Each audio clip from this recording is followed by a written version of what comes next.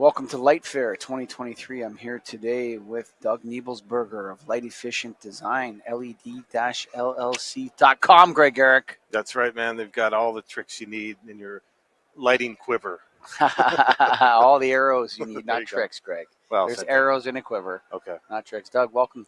Thanks for having me. It's good to see you guys. Best hair in the lighting industry. Look at this guy. My Looking guy. so good. My Look guy. at that Doug, slick way there. to go. Too complimentary. But I'll take it. How are things at this show? I mean, we've had mixed reviews about people, from Lightfair, saying some people saying it's great, some people saying it ain't what it used to be. Yeah, no, absolutely. I mean, things have changed ever since COVID. We kind of measure it just, by how busy our booth is, right? We're, certainly looking around the show and stuff, and it seems like it's, this year, last year, smaller than previous years. But, last year in Vegas, I mean, we were slammed the first 2 days. Always kind of assumed that third day is going to be pretty quiet.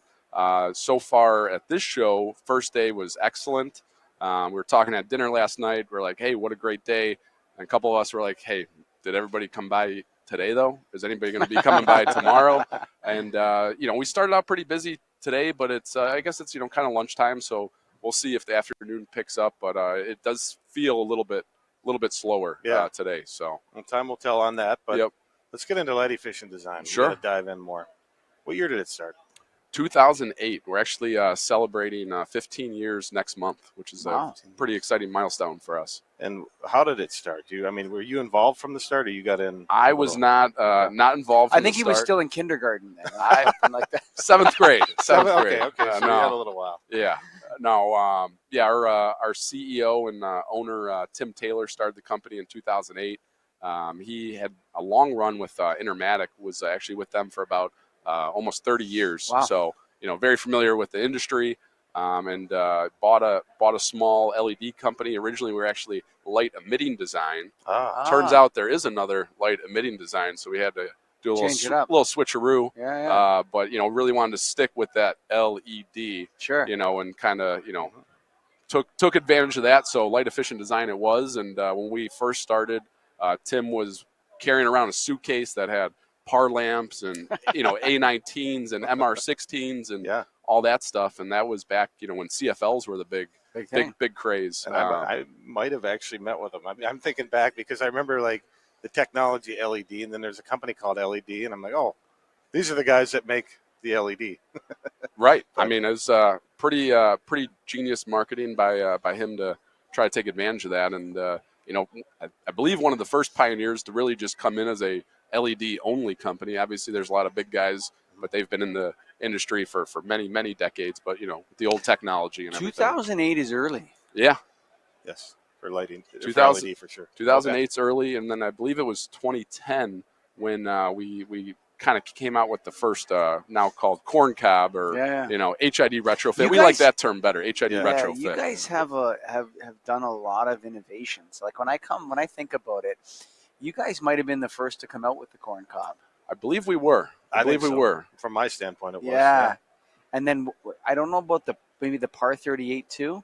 Possibly, we were early on that. They're interesting looking devices back then. Yeah. But early on, and then obviously everybody kind of weighed 50 pounds. It was heavy. It was heavy. So, but yeah, it was interesting back then. Just really pioneering things, and like I said, Tim was the main sales guy, and it was just a handful of people in the early years, and even when I joined in 2015, I was employee number 17. Wow. So.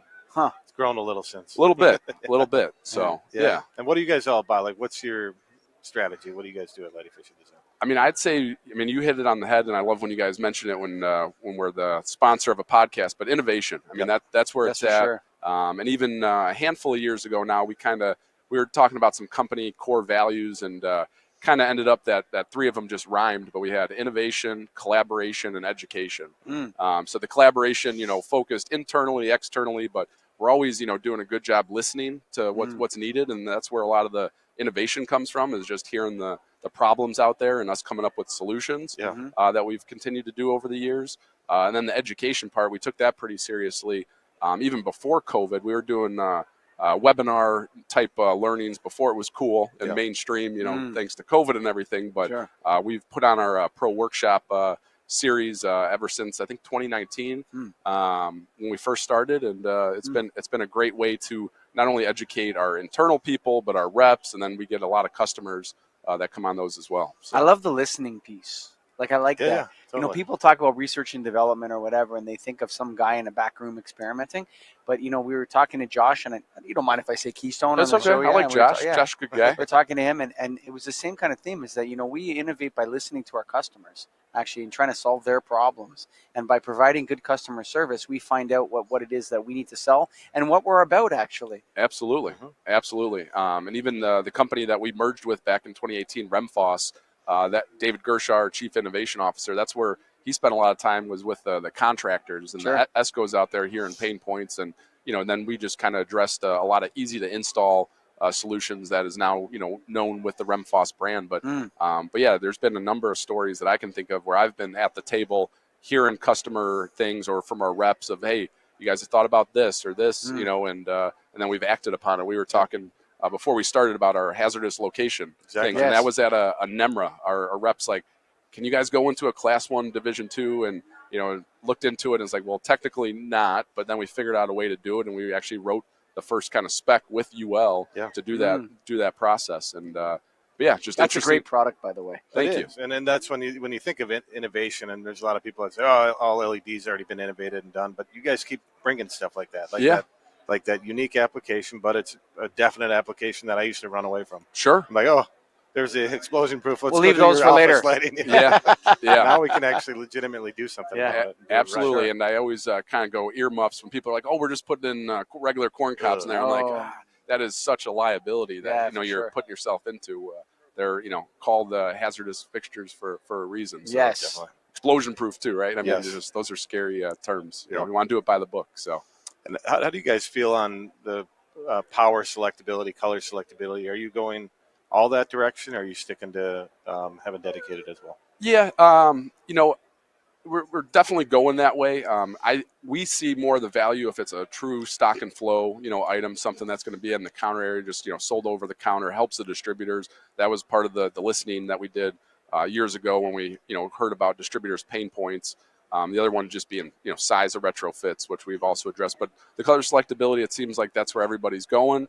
Nobody wants to pay more for it. They want it, but same price. It seems like that's where it's going. Throughout our lineup, we have it pretty much across the board. There's so much savings for the manufacturer, actually, that we feel like it should be a lower price. A lower price. Oh, that's a new one. All right. I'll put more stuff into it. Okay. I'll file that one right away. now in Toronto, a skid space is like $26 a month. Really? Okay. Yeah. And so in a slow market, maybe skid space is $4 a month for storage. Okay. Right. How many of those panels can you fit on a skid?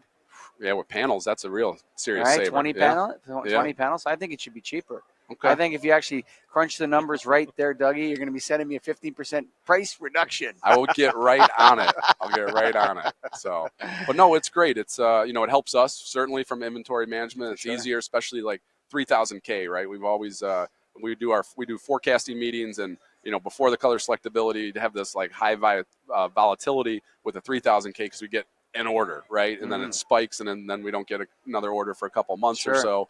But it kind of helps, pool that 3000K less common color temperature in with the higher movers. So, yeah. So for the people that aren't at Lightfair, first of all, get to Lightfair. Yeah. But if you're not and you're listening to this, Doug, what do you got? Anything that you're showing that's new, or is it extensions of stuff you have? Absolutely. So let's see. So on the Remfoss side, we've had a product out for a while called the LBI Light Bar Internal Drive. That's been nice awesome product, just easy to install. Connect up to 40 bars from one power feed. People asked for more power, more light output. So now we have the LBI Max, which you may have seen in the Nailed newsletter on occasion. So we've got that. So it's it kind of looks like a strip fixture, acts like a strip fixture, but it's connectable. It's plug and play.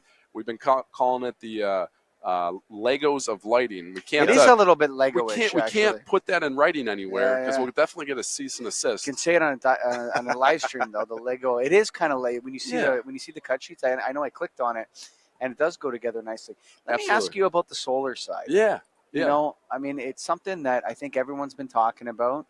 I've sold a couple of those fixtures myself. Sure. Where are we going with that? Is that expanding? Is that going to become more popular, less popular? Absolutely. No, appreciate you teeing that up. So solar, I'd say overall, it's still, kind of early where I think there's a lot of people still that don't know. It's not aware that that's a solution out there. And we call it a problem solver for the off-grid stuff because you don't have electricity somewhere and the cost to trench and run wire is quite expensive. And then we kind of come in with the solar.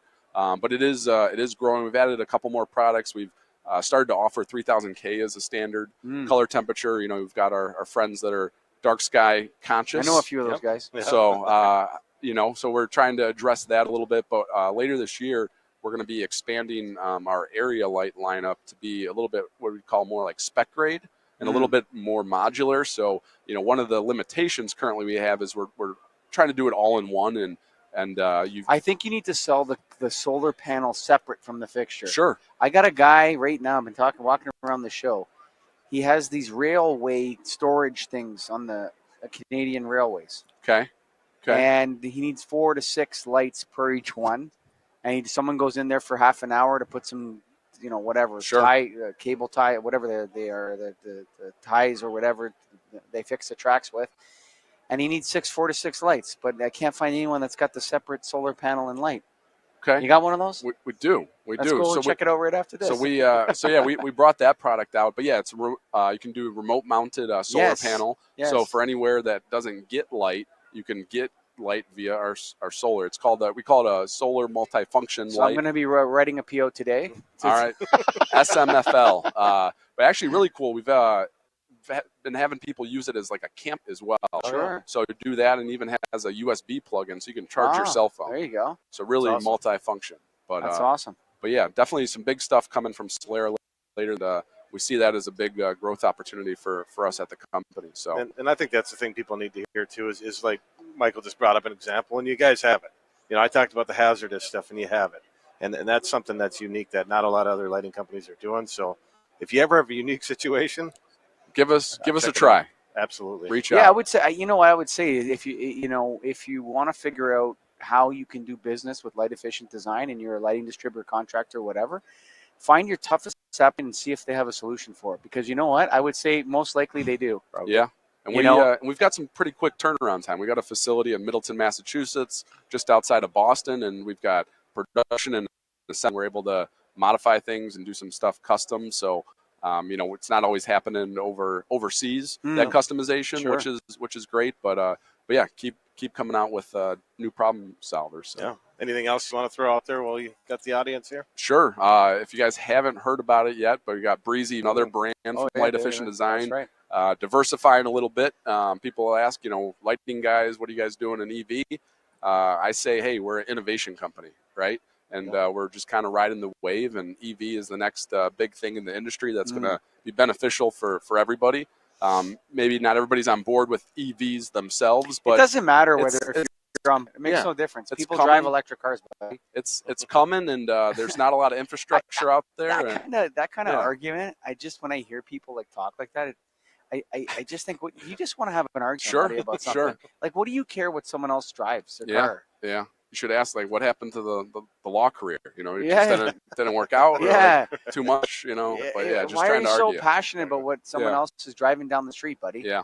So with that, I think it's great that they're in EV. I think there's a lot of room for lighting distributors in this industry to make a play in that space. Absolutely. No, I think it's going to be beneficial for everybody for the next decade and then some. But won't get too ahead of ourselves. Sure. I think 10 years out's a good way to look at it. But yeah. I think there's room, and I think that you should head on down to Light Efficient Design right now. If you're listening to this, when you're in New York, come on down. If not, check them out on the website, led-llc.com. What's your booth number before we go? Booth number is 2739. 2739. 2739. There you go. It. Thanks for listening, folks. Bye for now. Thank you.